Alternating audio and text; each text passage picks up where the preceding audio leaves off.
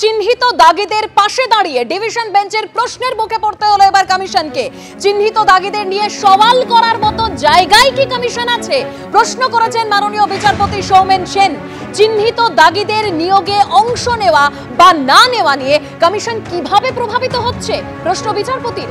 চিহ্নিত দাগিরাও অংশ নিতে পারবে নতুন নিয়োগ প্রক্রিয়ায় বাধা নেই সুপ্রিম কোর্টের, সওয়াল করা হয়েছে এসএসসির তরফে। চিহ্নিত দাগিরা নিয়োগে অংশ নিতে না পারলে অসফল প্রার্থীরাও পারবেন না, সওয়াল স্কুল সার্ভিস কমিশনের আইনজীবী কল্যাণ বন্দ্যোপাধ্যায়। আরো তথ্য আপনাদের সামনে রাখবো। সৌভিক মজুমদার রয়েছেন আমাদের সঙ্গে টেলিফোন লাইনে। সৌভিক, দেখো, প্রথমত মাননীয় বিচারপতি সৌমেন সেন তিনি সার্ভিস কমিশনকে অত্যন্ত প্রাসঙ্গিক দুটি প্রশ্ন করেছেন। প্রথমত তিনি জিজ্ঞাসা করেছেন যে এই চিহ্নিত অযোগ্যদের নিয়ে সওয়াল করার মতো জায়গায় আদৌ কমিশন আছে কিনা, বা এই চিহ্নিত অযোগ্যদের নিয়ে সওয়াল করার আইনি অধিকার স্কুল সার্ভিস কমিশনের আছে কিনা, সেই প্রশ্ন তিনি স্কুল সার্ভিস কমিশনের আইনজীবীদের উদ্দেশ্যে করেছেন। দ্বিতীয়ত তিনি যে প্রশ্ন করেছেন যে এই চিহ্নিত অযোগ্য যারা ব্যক্তি যারা সুপ্রিম কোর্টের নির্দেশে চাকরি হারিয়েছেন, এরা কোনো নিয়োগ প্রক্রিয়ায় অংশ নিতে পারবে কি তারা পারবেন না, তারা কোন নিয়োগ প্রক্রিয়ায় অংশ নেবেন কি নেবেন না, এটা দ্বারা কিভাবে স্কুল সার্ভিস কমিশন প্রভাবিত হচ্ছে সেই প্রশ্নটা তিনি করেছেন। তুমি জানো যে আইনজীবীরা তাদের কিন্তু এটাই বক্তব্য ছিল, অর্থাৎ যারা মূল এই মামলা করেছিলেন চাকরি চেয়ে, তাদের এটাই বক্তব্য ছিল প্রথম থেকে স্কুল সার্ভিস কমিশন এবং রাজ্য সরকার তারা কিন্তু এই অযোগ্যদের পাশেই দাঁড়াতে চান এবং সেই জন্যই তারা এই ধরনের সওয়াল করছেন। ফলে তার প্রেক্ষিতে আজকে মাননীয় বিচারপতি সৌমেন সেনের যে পর্যবেক্ষণ সেটা অত্যন্ত গুরুত্বপূর্ণ।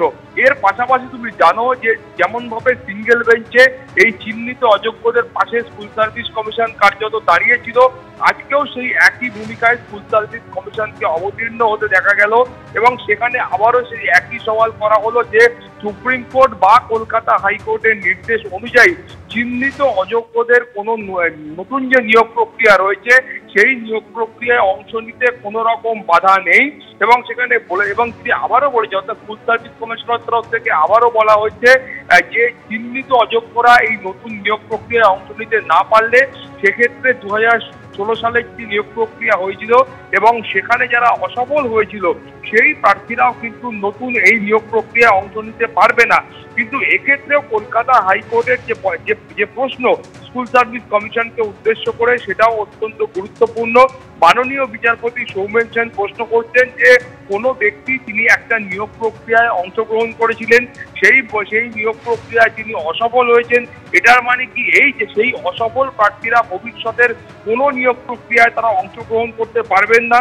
এছাড়া তিনি আরো একটি প্রশ্ন করেছেন যে সুপ্রিম কোর্টের যে পর্যবেক্ষণ সেই অনুযায়ী যারা দুর্নীতি করেছেন এবং যারা প্রতারণা করেছেন স্কুল সার্ভিস কমিশন যে সওয়াল করছে তার মানে কি এটাই যে সেই দুর্নীতিগ্রস্ত যারা চিহ্নিত অযোগ্য প্রার্থী রয়েছেন তারাও এই নতুন নিয়োগ প্রক্রিয়ায় অংশ নিতে পারবেন।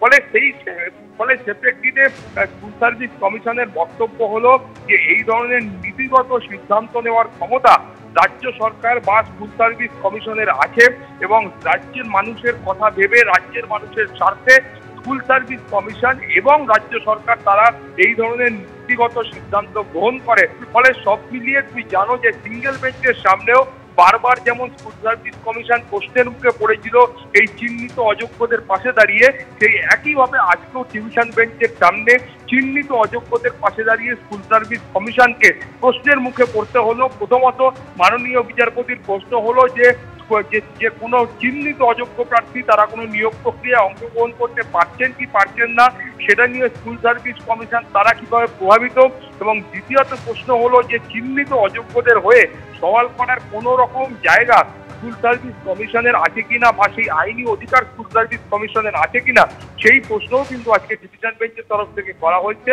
ফলে দুপুর 2টোর পর আবারও যখন বিচার প্রক্রিয়া শুরু হবে সেক্ষেত্রে কিন্তু পরবর্তী পর্যায়ে যে সওয়াল জবাব আছে সেটা এগোবে।